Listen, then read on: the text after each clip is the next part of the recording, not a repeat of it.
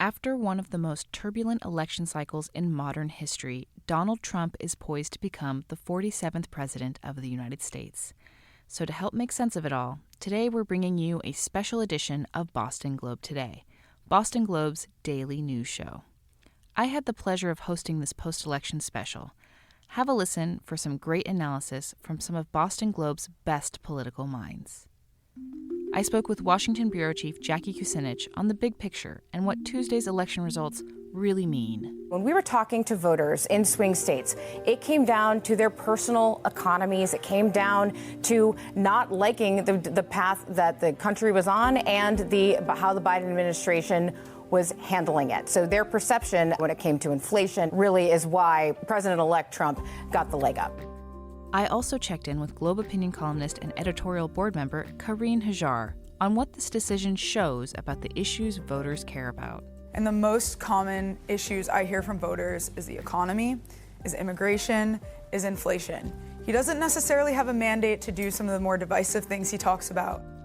And with Boston Globe columnist Kimberly Atkins Storr on what this result says about the role of media in this election. You know, the media really has to stop treating elections with immense consequences like sporting events, focusing on the odds and not the stakes. And finally, Sam Brody, national political reporter, who was in West Palm Beach, Florida at a watch party to give us some insight on the reaction from Trump's core base. You know, Trump folks were pretty confident from the get-go, so there wasn't a sense of shock or surprise that Donald Trump won. If you'd like to see what you hear, head on over to globe.com/BGT. I'm Jasmine Aguilera, and this is The Globe.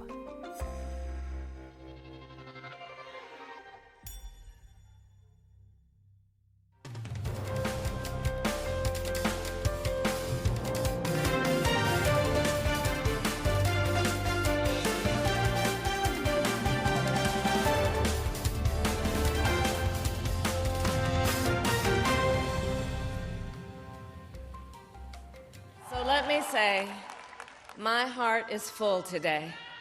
My heart is full today, full of gratitude for the trust you have placed in me, full of love for our country, and full of resolve. The outcome of this election is not what we wanted, not what we fought for, not what we voted for. But hear me when I say, the light of America's promise will always burn bright. Hello, and welcome to Boston Globe Today, an in-depth look at the people and stories that impact our communities. I'm Jasmine Aguilera, in for Shagun.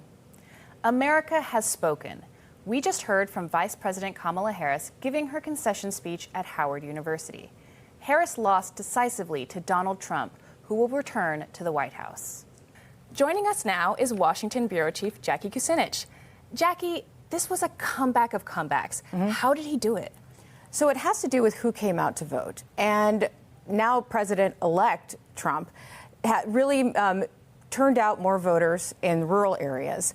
And in the same token, Vice President Harris underperformed in places like cities, in places like suburbs, that President Biden actually did quite well in 2020. So that combination really led to this this surprising actuality that it came so fast. I mean, I think we all knew that there were several ways this could go. It wasn't out of the question because the polls were so close. The fact that we knew early this morning who the president was, I think, personally, I can say it surprised me. The president-elect was impeached twice, is a convicted felon with more legal troubles ahead. In the end, the court of public opinion put that aside. What does that tell us about what matters to voters? Well, throughout every time these court cases came down and the convictions came down, we really didn't see the needle move with public. Now, granted, that was a different race than he actually ended up with, because it was between him and Biden. But I think at the end of the day, when we were talking to voters in swing states, it came down to their personal economies. It came down to not liking the path that the country was on and how the Biden administration was handling it. So their perception, I think, at the end of the day, when it came to inflation, et cetera, really is why President-elect Trump got the leg up. Do you think that there was a connection between Harris and Biden that she couldn't overcome? It's not that she couldn't overcome it. She didn't really create it. There was this viral moment on The View several weeks ago that she said that she couldn't think of anything that was different between how she would govern and how Biden governs. So that, and I think she came out with some stuff later, and some of her policy proposals were different. They had more of an emphasis on different things. It wasn't enough of a separation, I think, for some of these late-breaking voters that were really trying to decide between the two, or for voting at all. Hand-wringing and soul-searching on the Democratic side. What's the early word on why Harris didn't win? Was it the Democratic message or the messenger? I think it's still very early. I think Democrats it's still sinking in. That this happened. There's a lot of opinions, and the finger pointing will begin very quickly. But the House is still being decided. There's still several races out. I know there's a lot of focus there. This will be litigated, rest assured. But I think there will be room for criticism on all sides, because that's what happens in politics. 2024, hindsight is everything. Mm-hmm. Would the Democrats have been better off with a primary instead of a handoff to Harris? I guess we'll never know, because that was a criticism that was definitely out there throughout the primary, because Biden did have some kind of nominal challengers that didn't really go anywhere. And there was at the time, you heard in some Democratic circles that it wasn't going to be enough because of the criticisms, because Biden was old, because, all of the things that we've heard over and over and over again. And to have him drop out when he did, and her ascent, they really had no time to lose. And so the consolidation behind Harris happened. We'll never, but it's one of those things in history. It's one way or the other. You'll never know. So how will Washington change with Trump back in office? So every time there's a new administration that comes to Washington, the city does change. And with Trump, he has promised things like reduction of the federal workforce. How and whether this comes to fruition, I think, remains to be seen. But Washington we've been through a Trump administration before, and there'll be new faces, there'll be new policies, and it's up to us at the Boston Globe to cover all of them. Washington Bureau Chief Jackie Kucinich, thank you. Thank you. As a woman, I'm really defeated and depressed this morning. I really thought we had a chance to finally put a woman in office, and I don't know, it just seems like that will never happen in this country, which is sad. Welcome back. Frustrated voters want to know, what was behind Trump's decisive win last night? For analysis, we are joined by Kimberly Atkins-Storr, senior opinion writer. What is your top takeaway from the election results, Kimberly? Well, democracy was on the line. A lot of people voted in furtherance of protecting democracy, but it could not beat the number of people who thought, for whatever reason, it was in their best interest to support Donald Trump, even after everything we've seen from his first presidency, even after an insurrection, and even after reproductive rights, again, on the ballot, wins when it's put directly on the ballot. But you had a lot of people thinking that they could vote to protect reproductive rights and put Donald Trump back in the office, too. I think what really the top takeaway for me was some of the exit polls that showed that Trump won by appealing to middle-aged white men and women. And that was enough to carry them over the line. Obviously, they don't feel as imperiled at the prospect of a crumbling democracy and a lack of reproductive rights as all of the other demographic groups that voted strongly to support Harris. And now we've seen a woman candidate for president lose to Trump twice. What's going on there? I think there are a lot of things going on. I think there are a lot of conversations that we have, that we need to have about the way this election was covered by the media. I think there are conversations about the way we run campaigns.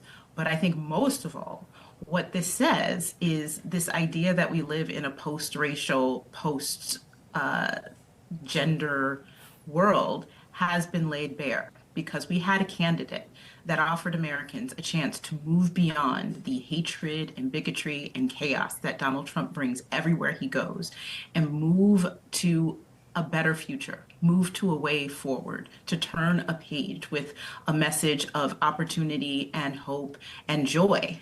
And it was soundly rejected.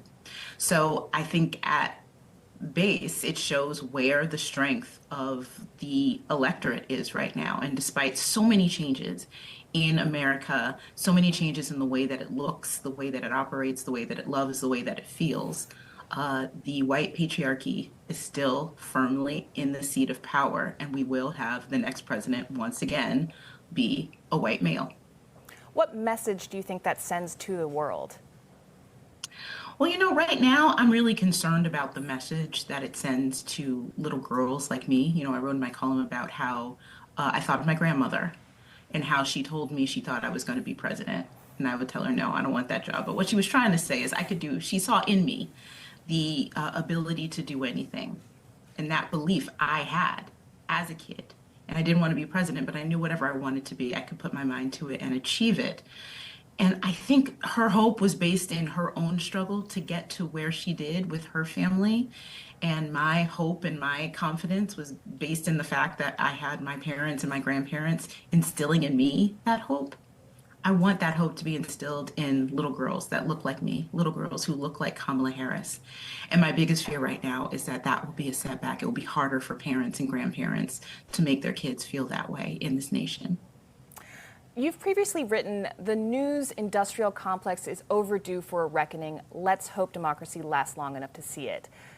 How are you feeling now? I feel that way more than ever. The media really has to stop treating elections with immense consequences like sporting events, focusing on the odds and not the stakes. So concerned about who's up, who's down, what their polling shows, and what their nifty video equipment can do than what actually this means for Americans.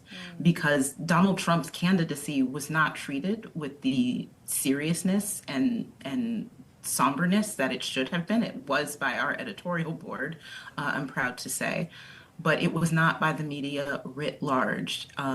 We've seen evidence of perhaps some interest in media ownership, thinking that a Trump presidency wouldn't be such a bad thing, or at the very least wanting to protect themselves in the midst of one. That's not what journalism is about. And so I have been very disappointed with my own industry, and I do think that it is in need of a reckoning. Kimberly Atkins-Storr, senior opinion writer, thank you. She came into the race so late. I feel like the Democrats need to come up with a viable candidate early, and so that there is time to actually run correctly. President Donald Trump is returning to the White House. Joining us now is Karine Hajar, opinion writer and member of the editorial board. Trump says he has an unprecedented and powerful mandate. Does he? Certainly a powerful mandate. If you look at last night's victory, it was decisive in a race that a lot of people thought was going to be extremely close. And I spent the last year on the campaign trail, and the most common issues I hear from voters is the economy, is immigration, is inflation. He doesn't necessarily have a mandate to do some of the more divisive things he talks about. I'm not hearing voters say, for example, they want mass deportation, but they are saying they'd like a secure southern border and they'd like local governments to be able to better fund their communities and to bring prices down. What are you hearing them say, and what are you hearing Donald Trump say as a mandate? A lot of it is going to have to do with the economy, prices, inflation. Obviously, Donald Trump has also said more inflammatory things like, for example, again, the mass deportation. That's operationally impossible. So you have to wonder when voters ask, are you going to do that? Are you not going to do that? It's just something he can't deliver on. So it'll be interesting to see how that debate unfolds in the coming weeks. So what does it mean for the Republican Party that they continue to be the party of Trump? Being the party of Trump right now is a populist backlash against the left, and you're not just seeing that in the presidential election. You're seeing that at the state level. The Senate is now with a Republican majority. House races are still being counted, but he may also get a Republican majority there too. But even here in Massachusetts, the Mass GOP historically flipped 3 seats during a presidential year. They haven't done that since '84, and they only flipped 1 seat that presidential year. So I think you're seeing voters. It's not necessarily a shift towards Trump, though he is such a big personality for the party. It seems to be more of a reaction against the left, and voters talk about, again, immigration, the economy. So what does that actually mean, the trend lines for Republicans in Massachusetts now? I think it's an indictment of what they see as liberal leadership at the state house. I think that's part of it. There's been transparency issues. You hear a lot of small towns who have received migrants worried about resources. Do they have enough resources at the schools? Do they have enough resources in the hospitals? So those are some of the more local issues. But I also think, Massachusetts has been under one-party rule for a long time, and voters want to see more accountability. Do you think the migrant crisis is the #1 issue? I think it's the #1 issue in Massachusetts. I think it created a huge window for the Mass GOP to run on in this election. Is this about America still not being ready to vote for the first female president, or was it something about Kamala Harris as a candidate? Look, I think that there are always people who have those types of prejudices, but I don't think that's what happened in this election. Kamala Harris, at the end of the day, wasn't the strongest candidate that Democrats could run. She rose to the occasion when President Biden stepped down, and that's just how the chips fell. But, she also struggled to articulate a vision for the country. I think she sort of hoped that she could coast along without getting into particulars, and just running against Trump and pointing out some of his undemocratic rhetoric would be enough. But it wasn't, because Americans are struggling with prices, and their communities are struggling, they tell me, on the campaign trail with immigration. And she just wasn't speaking to any of those issues and how she would change things that they've been seeing for the last 4 years under her leadership. Do you think if she had more time that she would have had time to address those issues? Only if she had gotten into particulars, and only if she had addressed the administration today and said, Kamala Harris said that there's nothing I would have done differently. That's not the answer voters wanted. They've had low approval ratings throughout the last 4 years. She had to get up and say, look, we made a mistake here and there, and this is what I'm going to do to turn it around and fix it. Karine Hajar, opinion writer and member of the editorial board, thanks for joining us. Thanks for having me on. I'm hoping that, the economy does get better. I'm hoping that the immigration situation does improve. People are just barely making it by now. Welcome back. Overnight, President Donald Trump declared victory at his watch party in West Palm Beach, Florida. National political reporter Sam Brody was there, and he joins us now. Sam, what was it like to be there? I mean, you certainly got the sense that you were witnessing history. That's, of course, the case often with these kind of watch events, but I was sort of struck standing there about how improbable it all seemed, and it was mentioned by a number of speakers, including Trump himself, that this represented one of the greatest comebacks in political history. Almost 4 years ago, Donald Trump was refusing to leave office after being defeated by Joe Biden. There was a January 6th attack on the Capitol. Trump was essentially left for dead politically within the Republican Party. And now, coming up on 4 years later, he was standing in front of his supporters and allies in Florida, on the precipice of a pretty decisive and clear victory. So what was the mood then among Trump supporters? It was obviously really effusive. All night I was there starting from about 5 p.m. onwards. And I would say that, Trump folks were pretty confident from the get-go. So there wasn't a sense of shock or surprise that Donald Trump won. But I do think among the supporters there was, a lot of excitement and obviously elation that the results were so decisive and were called relatively quickly. I mean, I think many of us were expecting a fairly drawn out process, that the winner might not have been decided for a couple days, and it was still pretty much election night when it was decided. And so I think there was a lot of enthusiasm. There were hugs. The beer and wine were flowing, and people were extremely excited. So, how does this then set the tone for Trump's presidency going forward? He made a fairly toned down acceptance speech that was light on sort of the types of, remarks about his enemies that we see from Donald Trump at many of his rally speeches. He was largely thanking his allies and supporters, remarking on the campaign that it had been, saying that he was looking forward to helping the country heal. So it's not the kind of rhetoric that is too out of place in these types of speeches. Not dissimilar to what we saw from Trump in 2016. Obviously, the way Trump governed was far different from that tone. So I think it's too early to say, what we can expect so far. But we do know that this transition to the next presidency is going to start taking place a lot sooner than we might have initially thought. National political reporter Sam Brody, thanks for joining us. This podcast episode was produced by me and the Boston Globe team. Jenny Aruda, Toby Barrett, Ava Berger, Bobby Briggs, Rafael Chinka, Danielle Dubois, Eliza Dewey, Valerie Ferrante, Mike Jem, Angelica Marrero, Matthew Nelson, Jenna Perlman, Amy Potter, Tim Rasmussen, Andrew Rabin, Karen Schiffman, and Derek Willand.